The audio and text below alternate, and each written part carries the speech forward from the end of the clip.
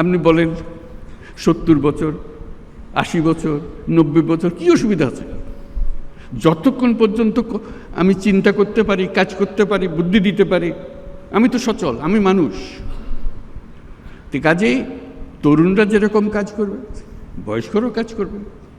তাদের জন্য একটা আলাদা এলাকা, বয়স্কদের জন্য, যেটা 60 ঊর্ধ্ব 70 ঊর্ধ্বরা কী কী কাজ করছে, কী কী জিনিস করে ফেলছে, তারা করছে। কাজেই ওই যে বললাম, উপজেলায় উপজেলায় হবে, প্রতিযোগিতা হবে এবং তাদের চিহ্নিত করা হবে, যারা আসছে তাদের তালিকা হবে, তাদের জীবনী ছাপা হবে, তারা কি করছে। তারপর তাদের দেখতে আসবে সবাই, দলে দলে আসবে, সারা দেশ জুড়ে আসবে, বিদেশ থেকে আসবে, কে কি করছে। আপনাদের বহু ঘটনা জানা আছে, আমার বলার দরকার নেই। কাজে ওইটাই হবে মেলা, যেটা বাংলাদেশের মানুষকে সব, এই যে বাচ্চা স্কুলে যাচ্ছে সেও বলে যে ওটা দেখে এসে মা আমি ওটা পারবো, আমি এর চাইতে ভালো পারবো।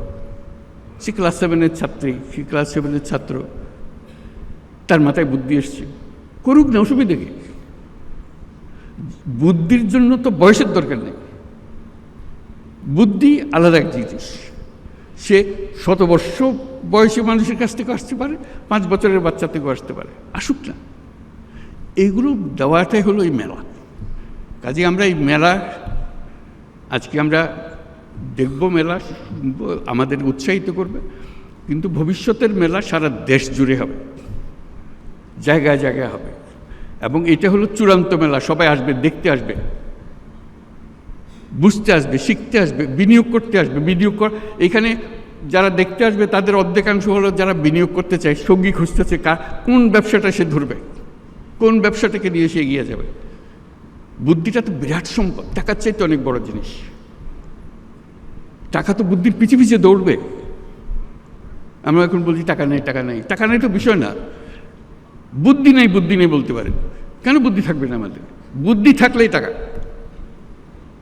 কাজে আমরা চাই আমাদের তরুণ তরুণী,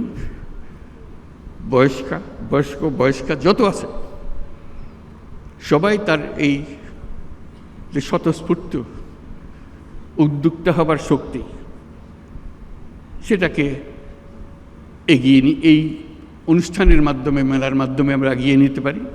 সেগুলো পরবর্তীতে স্কুলে কলেজে পাঠ্য হবে, কে কী করেছে, কি ওদেরকে উদ্বুদ্ধ করার জন্য তারা তাতেও সেটা করে। তাহলে এই মেলা সবার জীবনে একটা বড় রকমের প্রভাব রেখে যাবে আমাদের জন্য। তো সেই উদ্দেশ্যে আজকে এই মেলা আমরা সূত্রপাত করলাম। ভবিষ্যতে আমরা কিভাবে করব, আপনারা সবাই মিলে এর সঙ্গে আপনাদের বুদ্ধি যোগ করুন। আমি তো কয়েকটা কথা বললাম, আমার বুদ্ধিতে যা কুলিয়েছে, সবার বুদ্ধি একত্র করলে এটা মহাবুদ্ধিতে পরিণত হবে। আমাদের দেশ, আমাদের মানুষই তো দেশ বলে তার কিছু নাই। আমাদের মানুষ তার নিজের দেশ নিজে সৃষ্টি করবে, উৎসাহ করে শক্ত হয়ে দাঁড়াবে দুনিয়ার সামনে। দেখো তোমাদের জন্য আমরা কত রকমের উদাহরণ সৃষ্টি করে দিলাম। তো সেটার জন্য আজকে আমরা আন্তর্জাতিক বাণিজ্য মেলার শরিক হয়েছি। আমাকে লিখিত কিছু দিয়েছে, সেটা পড়ে শোনাই, তারপর আমরা শেষ করব। দেশে উৎপাদিত পণ্য সামগ্রীকে আন্তর্জাতিক মানদণ্ড অনুযায়ী উৎপাদন ও রপ্তানিতে রপ্তানি উন্নয়ন ব্যুরো দীর্ঘদিন ধরে কাজ করে আসছে। এই সংস্থা নতুন নতুন পণ্যকে রপ্তানিতে অন্তর্ভুক্তকরণ, পণ্যের বাজার সম্প্রসারণ, পণ্য বহুমুখীকরণের অংশ হিসেবে প্রতি বছর এই মেলাটি আয়োজন করে। এই ধরনের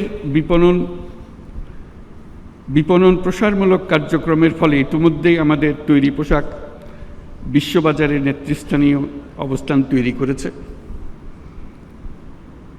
বেকারত্ব কমানো,